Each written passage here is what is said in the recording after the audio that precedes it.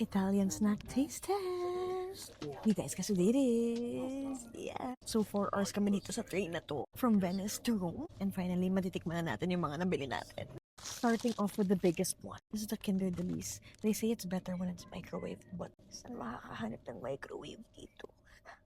I feel like meron pero at the end of the train. Wag na. Kakatamad yun. Let's try. Never tried this before. I've only tried the Kinder Bueno egg and yung Kinder Bueno na parang Twix. Wala yung lighting.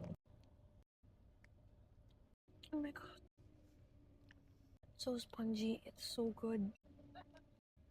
Sarap na guys. Ang lambot. Ganyan itsura niya sa loob. So imagine that pag microwave. Next, we have the pandestel. I'm honestly so excited for this, guys. I'm not even gonna lie. Oo. Ayoko yung mga packaging na ganito, guys. Yung parang hindi na masasara after. Dapat may parang ziplock vibes. Alam eh. Oh, cute. Oh my god. Oh my god. Am I in heaven? Okay. Tiger. Tiger. This is so good, guys. I can taste the cocoa powder. Next, let's try the Bayochi. This is a hazelnut biscuit naman, guys. Sandwich. Yan na naman sila. Wala na namang ziplock. Pinabahan ako to eh. Nangyari.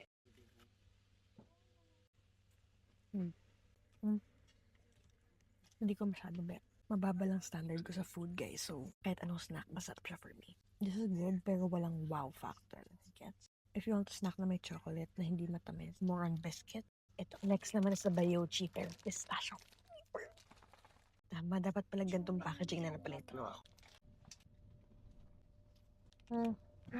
I can really taste the pistachio, pero like, I don't know, for some reason, lasang bulaklak. Hindi ko pa na-try yung bulaklak.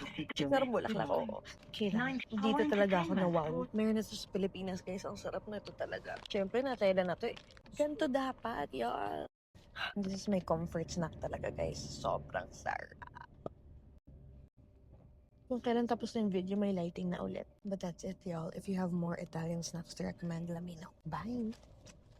Hehe!